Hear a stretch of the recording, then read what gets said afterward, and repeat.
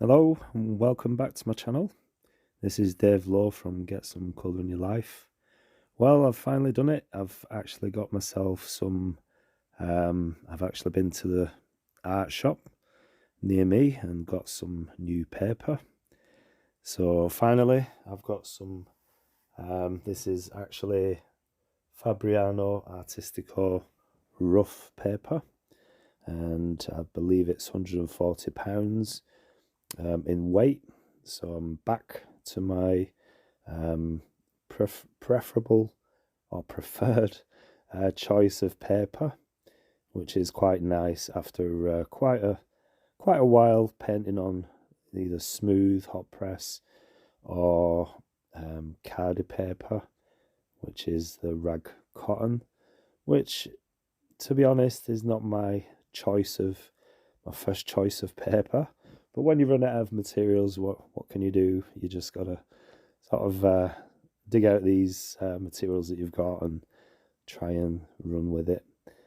So I'm happy to be back onto my normal sort of paper, and this is really nice paper. If you've not tried the Fabriano Artistico range, I believe I think it's 100% cotton. I'm not too sure. I can't. It's been a while since I've used this paper, so I do forget. I do forget things. I've got a bit of a terrible memory, but it's just nice to have the surface that I'm happiest with. So you can see, starting out with, I've actually stopped for this one. I didn't use the Hake brush for a change in the sky. Just thought I'd mix things up a little bit and try just doing things a little bit different with this different surface paper. So I'm using my medium sort of mop brush to get the sky in.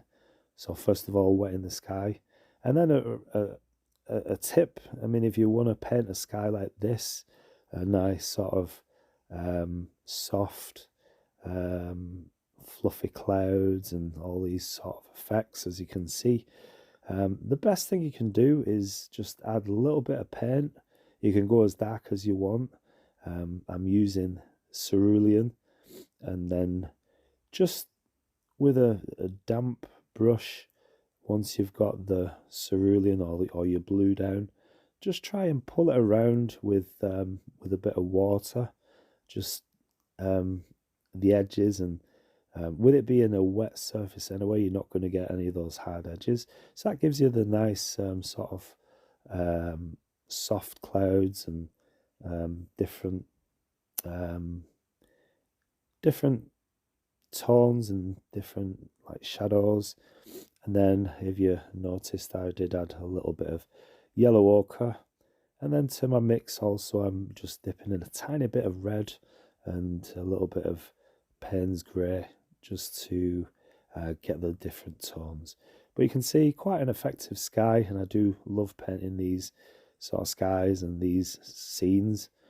This is a painting that I've made up, and that's one of the things, that's the beauty of painting. The more I do get lots of comments, people asking me how I do this, or oh, I can't do that, and they're quite impressed the way things sort of turn out. But to be honest, I've been painting weekly now. I can't really paint any more than that. But I know when I first started out, there's no way I could paint from my imagination.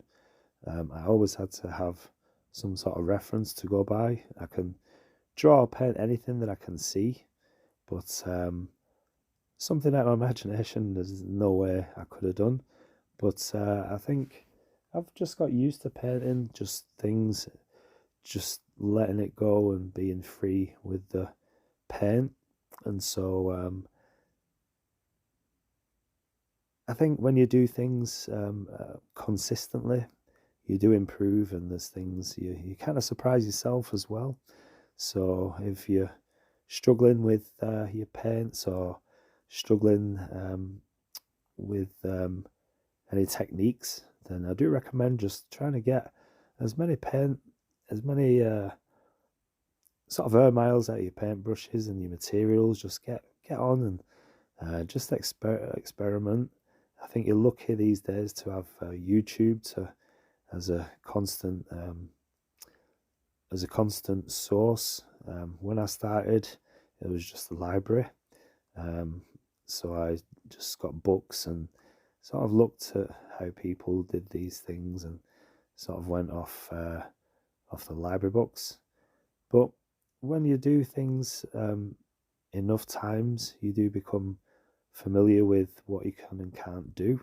And like I said, there's no way I could have done anything like this a few years ago from imagination. I did need some sort of reference or guide, but I kind of like this way of painting now. It's a bit more freedom. You can change things around. You can put a tree there. You can add buildings. You can do all sorts. You can even use your phone if you've got pictures of any places. I like that tree, so maybe I'll add that. So that's what I do. I just go on and paint just what's in my head. And up until this point, I didn't really know what I was painting. I just got the sky in and thought I'd include some hills. And I used a different colour for the hills as well. You can see almost a reddy tone. I remember driving through Wales quite recently, and on the hillsides there was all this heather. Kind of reminded me of Scotland when we was there. Just this really nice colour. It was almost purple. So it was really nice, and I just wanted to do something like that in this scene. So in watercolour, I do like to use the micron pen, and it's good to tie things together. If you've got anything you want a bit more detail on, you want to bring something into focus a bit more sharp, then use one of these micron pens. They work perfect with watercolour. I often do like to do that. You'll see in lots of my paintings I do grab one of these pens. So just sharpen up the details of the cottage or house, whatever it is. Just adding some lines and some details on that.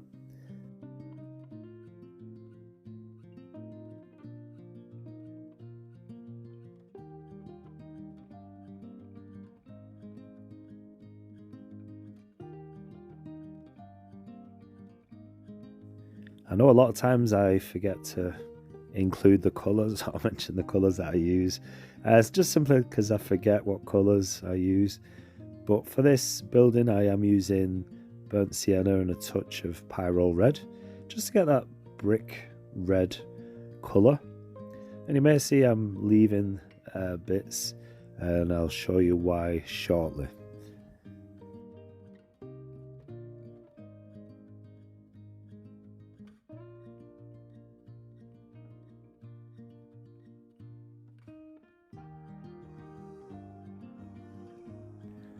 In the countryside near me, or here in the northwest, we have these stone walls, and just wanted to include this into this scene. Just a nice focal point to take your eye through the scene.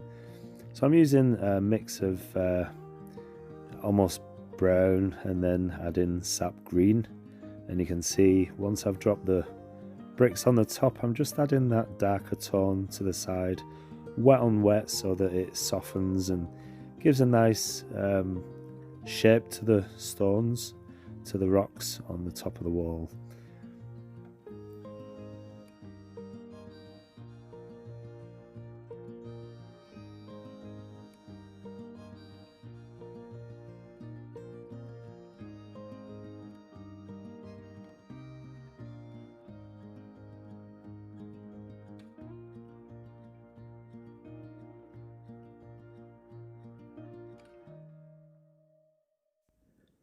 So I'm just using my brush just to create these shapes of the bricks, the stones.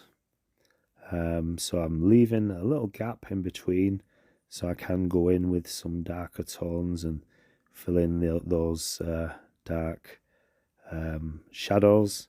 So you'll see how that turns out. But I do like these walls, and I love being out in the countryside. So this is the sort of scene that I like to see when I'm out and about. But obviously making the scene up. You get to choose. It's really the best of things. You pick what sort of tree you're going to add, and it's really quite nice to paint this way. So going back to the building, you can see the gaps that I left. And by the way, don't be afraid to leave little white areas of unpainted paper. It just adds to the light of the painting. Just gives some area of light, so it's quite nice to do. So it doesn't have to be perfect. Like always, I don't go for perfection, but just adding some trees and some shrubbery up this side of the building, and that's the reason why I left the unpainted areas. And I'm using sap green and a touch of light yellow, just to give these, just to paint this. It could be ivy, something like that, growing up the building. And then I go in and add just a couple of darker tones to the shadows, and gives it that nice texture as well.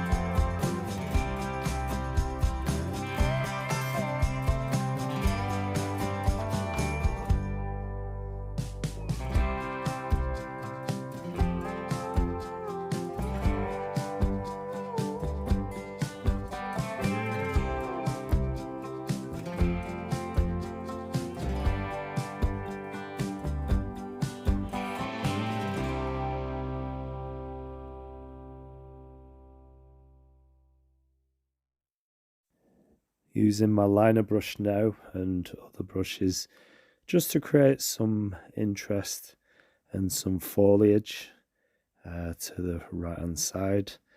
Oftentimes you get these paths going through the countryside and you got all these sort of overgrowth, brambles and twigs and sticks and all these things coming out.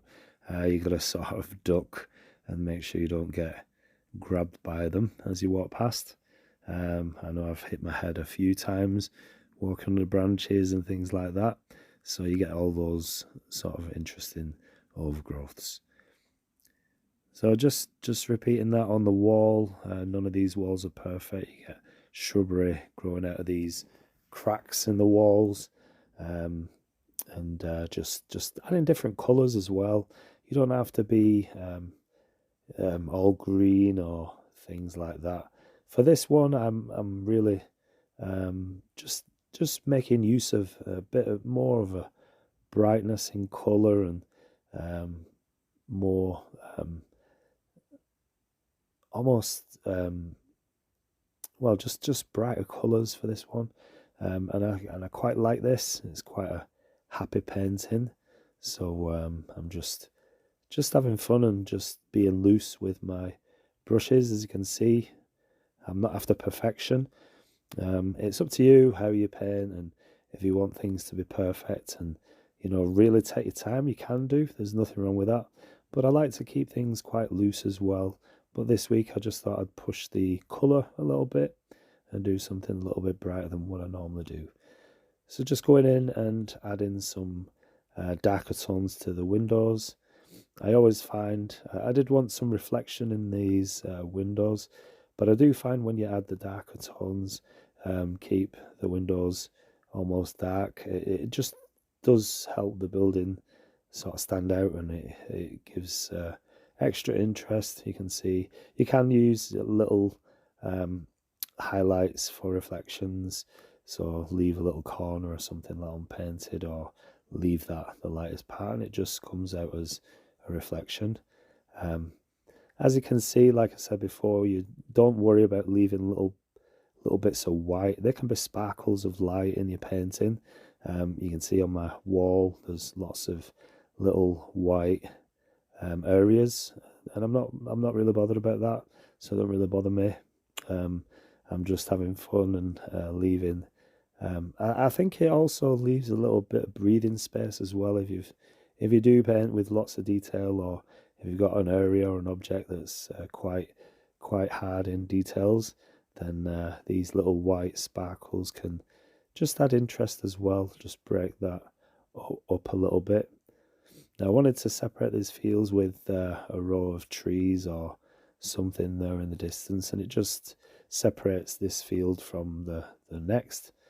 And I like the pale field, or the paleness of the hills in the background. Almost looks like a little bit of mist or fog just settled on the ground area, so it's could be distance as well, so it just gives you that bit of illusion. And I let the viewer who views this painting decide what's going on there. And then just a couple of trees in the field just to break that open space up.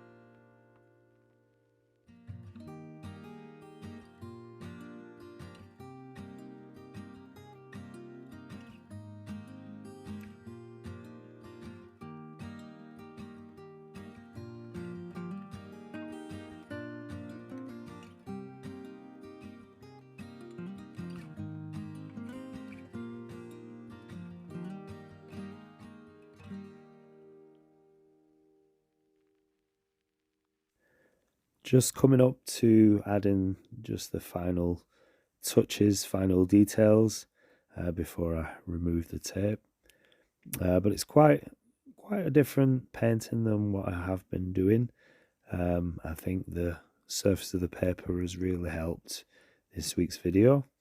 I'm going to try not to leave it too long painting on surface that I'm not that's not my favorite, let's say. I think there's a place and a time for it, but not every painting that you do. So yeah, I hope you like this one. I hope you found it useful. Don't forget to leave a comment. Please do give us a thumbs up. I really do appreciate that, and I've had so much nice comments and nice support from a lot of new people who have just found my channel. So I'm grateful to you, and also those who have followed me for quite some time now. I'm grateful for the support that you give as well. So please just keep doing what you're doing. Keep giving me a thumbs up. Keep comments coming, and it really does help my channel to grow. It helps the algorithm get my videos out to more people, so more people can enjoy and learn just a few things from my channel. So I hope you do like this one. I hope you've watched all the way through, and if so, let me know in the comment section. Let me know what you think. Give us a thumbs up. Hopefully have a good rest of the week, and I'll see you in the next video. Take care. Thanks for watching. I'll see you next time.